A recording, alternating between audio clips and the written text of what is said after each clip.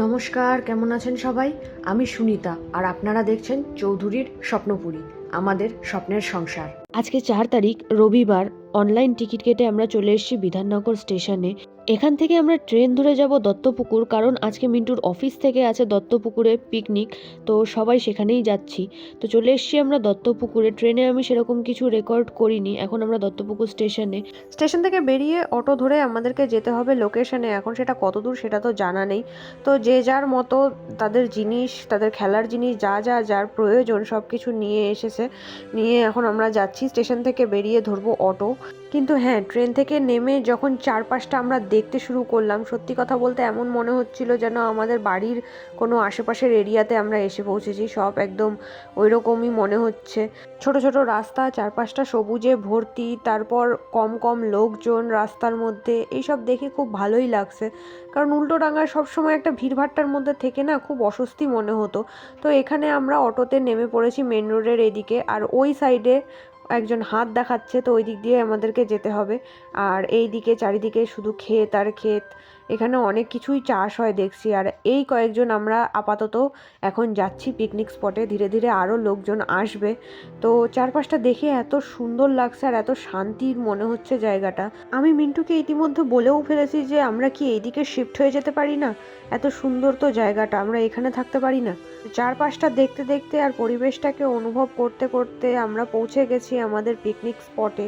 এই পিকনিক স্পটটা তেমন কিছুই না, শুধু কিছুটা জায়গা ঘিরে নিয়ে একটা বাগানের মতো করে রাখা আর কি। আর এখানে গাছ টাছ আছে, সাইডে একটা ঘর আছে, ঘরের মধ্যে বাথরুম আছে, আর ওখানে ওই শেডের নিচে রান্না। এইদিকে একটা ছোট্ট করে শেড, আর ভেতরে ঢুকতেই প্রথমে পাশে দোলনা ছিল। ব্যাস, এখানে আর সেরকম কিছুই নেই। আর আগের দিন হয়তো এখানে বৃষ্টি হয়েছিল, যার জন্য মাটি পুরো ভেজা ভেজা কাদা কাদা হয়ে আছে।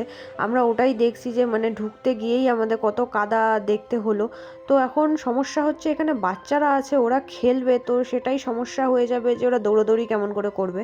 তো এখানে এসেই দেখি যে প্রথমে সকালের খাবার যেটা মানে সেটা তৈরি করা শুরু হয়ে গেছে। যেহেতু এটা অফিসের পিকনিক, তাই খাওয়া দাওয়া দিবে যারা আর রান্না যারা করবে সেই ব্যবস্থা আলাদাই করে রাখা হয়েছে। এমন না যে সবাই মিলে এখানে করা হচ্ছে। আমরা এসেছি এখানে আর কি চারপাশটা ঘুরে দেখব, মজা করব এই। তো এখন রান্না হচ্ছে। এরপরে ধীরে ধীরে যখন লোকজন আসা শুরু হবে তখন খাওয়া দাওয়া শুরু হবে, সকালের খাওয়াটা হবে। আর তারপরে ধীরে ধীরে বাকি পরে কি কি হয় সেটাই দেখার পালা, যে এখানে কি কি হচ্ছে। তো আজকের বার্থডে বয় এখানে রেডি, নতুন জামা কাপড় পরে বার্থডেতে পাওয়া। তো যাই হোক, চারপাশটা দেখতে এত সুন্দর লাগছে, খুবই ভালো লাগলো আমার। শুধু এখন মনে হচ্ছে যে আশেপাশে একটু ঘুরে আসি, কিন্তু আমাদের এখন যেতে মানা করা হলো, কারণ সকালের খাবারটা দিয়ে দেবে, তো সেটা খেয়ে তারপরেই বেরোবো। তো এখন সবাই খেতে বসেছে, আর মিন্টু এখানে ভিডিও করছে তার অফিস কলিগস আর সিনিয়র্স সবাইকে নিয়ে। তো এখানে এখন আমরাও খেতে বসবো। আর আজকে সকালের খাওয়ার মধ্যে আছে লুচি, আলুর দম আর একটা করে জয়নগরের মোয়া। তো খাওয়া দাওয়া সেরে যে যার মতো কাজে লেগে পড়েছে। ছেলেরা ছোট বাচ্চাদেরকে নিয়ে খেলতে শুরু করে দিয়েছে, আর আমরা এদিকে মেয়েরা গল্প করতে শুরু করেছি। এবার ব্যাপার হচ্ছে আমার একটাই সমস্যা, আমি ভীষণ ইন্ট্রোভার্ট। আমি হুটহাট করে অচেনা কারোর সাথে গল্প করে উঠতে পারি না। যাই হোক, এনারা আমাকে অনেকটাই কমফোর্টেবল ফিল করিয়েছেন। এরা নিজেরাও খুব ভালো মজা করতে জানেন, নাচানাচি করছে, গান হচ্ছে, কিন্তু কপিরাইটের জন্য আমি আর গান প্লে করতে পারছি না। তো অনেক মজার পর এখন শুরু হয়েছে এখানে পকোড়া দেওয়া, চিকেন পকোড়া আর ফুলকপিরও পকোড়া বানিয়েছিল। তো যাই হোক, এগুলো এখন টিফিনের মতো করে হালকা করে খাওয়া হচ্ছে আর কি। তো ভেবেছিলাম যে পকোড়া খাওয়ার পর তারপর আশেপাশে একটু ঘুরতে বেরোবো, কিন্তু না মিন্টু জানতো আর না আমি জানতাম যে ওর জন্য একটা সারপ্রাইজ ওয়েট করছে। তো আজকে যেহেতু মিন্টুর বার্থডে আর সেটা সবাই অফিসে জানে, তো সেই কারণে ওর জন্য একটা ছোট্ট করে সারপ্রাইজ সবাই কেক কাটার প্ল্যান করেছিল।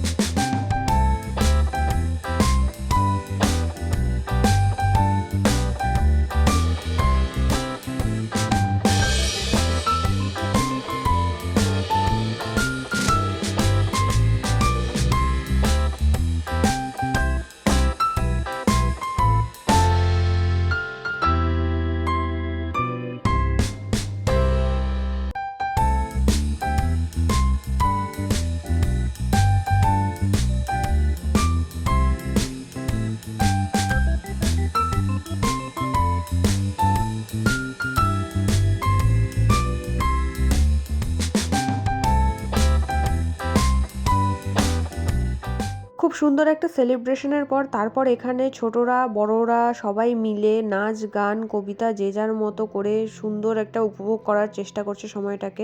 তো যাই হোক, সেগুলোর আমি কোনো কিছুই সাউন্ড দিতে পারছি না, গানের নাচের কোনো কিছুই, কারণ কপিরাইট লেগে যাবে সেই কারণে। কিন্তু বাচ্চাগুলো সত্যিই খুব সুন্দর নাচ করেছে, আর যারা গান করেছে তারাও খুব সুন্দর করেছে। খুব ভালো একটা সময় কেটে গেল। এরই পাশে দুপুরের খাওয়া দাওয়ার যে রান্না সেটাও শুরু হয়ে গেছিলো, আর এগুলো ভিডিও সব মিন্টুই করেছে। আমি তো বসে থেকে সবার নাচ গান আবৃত্তি এগুলোই উপভোগ করছিলাম। খুব ভালো লাগলো অনেকদিন পরে এত লোকজনের মাঝে এসে, কারণ বিধাননগরে থাকা মানে সেই সকালবেলা মিন্টু বেরিয়ে যাওয়ার পরে আমার সারাদিনের একার জীবন সে সন্ধ্যায় আসে। তারপর তো এই জন্যই এতদিন পরে এত লোকজনের মাঝে এসে খুব ভালো লাগছে। তো সব কিছুর পরে এবার সবাই খাওয়া দাওয়া শুরু করেছে, এক এক করে ব্যাচ বসতে শুরু করে দিয়েছে। এবার ব্যাপার হচ্ছে এই জিনিসগুলো আমার একদম ভালো লাগে না, মানে কেউ বিয়ে বাড়িতে গেলেও বা কোথাও এরকম খাওয়া দাওয়ার ব্যবস্থা হলে কেউ ভিডিও করলে না আমার ভালো লাগে যে আমি যখন খাচ্ছি তখন কেউ ভিডিও করুক বা অন্য কেউ খেলে আমি ভিডিও করি, কোনোটাই আমার ভালো লাগে না। এগুলো সব মিন্টু করেছে। তো আজকের মেনুতে ছিল বাসন্তী পোলাও, শুক্তো, পাট ভাজা, ফুলকপির ডালনা, মাটন, চাটনি, পাঁপড় আর মিষ্টি। মাটনটা আমার খুব পছন্দের, কিন্তু বিধাননগর বা এর আশেপাশের এরিয়ায় মাটনটা আমাদের ওই দিকের মাটনের মতো হয় না। আর মাটন একটু এমনিতেই ভারী হয়, কিন্তু এই সাইডেরগুলো আরোই বেশি যে আমি খেয়ে সহ্য করতে পারি না। কিন্তু এখানে মাটনটা খেয়ে দেখলাম দত্তপুকুরের মাটনগুলোও অনেকটা আমাদের ওই দিককার মতোই হয়, তো সেরকম কোনো সমস্যা হয়নি। খাওয়া দাওয়ার পরে সবাই আর একটু নাচানাচি মজা করে নেওয়া, এই আর কি।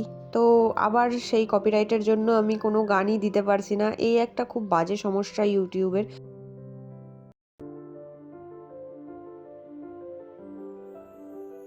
সবকিছুর পরে সব মহিলাদের জন্য একটা মিউজিক্যাল চেয়ারেরও ব্যবস্থা করা হয়েছিল। তো যাই হোক, সেটাও খুব মজাদার ছিল। আর আমাদের দেখে বাচ্চারা যে পিছিয়ে থাকবে তা তো আর হয় না, শুধু তাদের বেলায় কোনো নিয়ম ছিল না, তারা মজার জন্যই খেলছিল এটা। বাচ্চারা কি আর কোনো নিয়ম মানে? তো যাই হোক, সব মিলে খুব ভালোই দিনটা কাটলো আজকে। আর এই ছিল আজকের আমাদের পিকনিকের পুরো গ্রুপটা। তো যাই হোক, খুব মজা হলো। এবার আমাদের বেরোনোর পালা।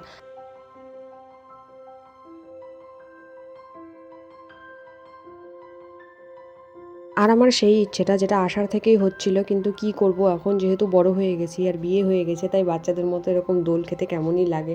তো যাই হোক, একটু আমার স্বাদটা মিটিয়ে নিলাম। তো ওখান থেকে বেরিয়ে তারপর আমরা চলে এসেছি একটা মিষ্টির দোকানে, কারণ এখানে এসে দেখেছি আমার ফেভারিট মিষ্টি।